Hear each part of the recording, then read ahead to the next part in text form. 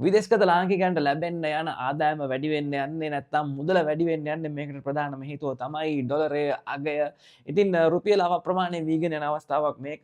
කලින් තිබ්බේ 319ට දැන් 321 ගැනුම් මිල වෙලා තිබෙනවා. විකුණුම් මිල 330 දක්වා ගිහින් තිබෙනවා. මේක 2023 දෙසැම්බර් වලින් පස්සේ වුණ වැඩිම අගය.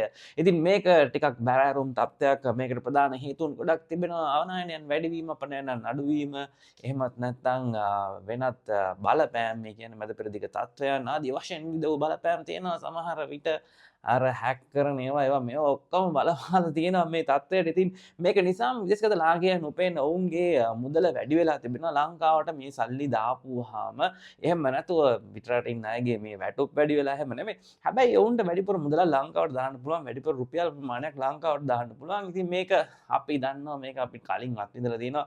ඉතින් මෙහෙම වුණාම මොකද වෙන්නේ? භාණ්ඩවල මිල ගන්න වැඩි වෙලා අර දාපු වැඩිපුර දාපු මුදලේ ඇති වැඩකුත් නෑ. මොකද ලංකාව ඇතුලේ මේ භාණ්ඩවල මිල ගමන් වැඩි වෙනවා. හැබැයි මේක එක කරුණක් තියෙනවා. ඔබ ණය එහෙම අරන් තිබ්බනම් මේ ණය වැඩිපුර ගෙවන්න පුළුවන්, ණය ඉක්මනට ගෙවන්න පුළුවන් ආදී වශයෙන් දේවල් තමයි වෙන්නේ. හැබැයි මේ යන තත්ත්වයට එක්ක අපි විශ්වාස කරන්නේ ටිකෙන් ටික හෙමින් වැඩි වෙමින් තමයි යන්නේ. ඉතින් මේක හොඳ තත්ත්වයක් නෙමෙයි ලංකාවට. කොහොම වුණත් මේක තමයි වර්තමාන තත්ත්වය. ඉතින් මෙය කොහෙටද යන්නේ, කොහෙන් නවතීද, මේ ගැන අපි බලන් ඉමු. කොහොම වුණත් මහා බැංකුව කියන්නේ මේක ලොකුවට වෙනස් වෙන්න දෙන්නේ නැහැ. උන් අල්ලන් ඉන්නවා කියලා මේ අල්ලන් ඉන්න එක ප්‍රශ්නයක්. ගිය සැරේත් කොහොම අල්ලන් ඉඳලා තමයි එක පාට වැඩි වෙලා ගියේ. ඉතින් අපි බලන් ඉමු කොහොමද වෙන්නේ කියලා. මේ සියලුම අප්ඩේට් අපි ගෙන එනවා. මගෙත් එක්ක ඉන්න දිගටම SROTI YouTube channel එකෙන් සහ TikTok එකෙන් අපිත් දෙක දෙන්න. අරසම් ගන්න සුබ දවසක්.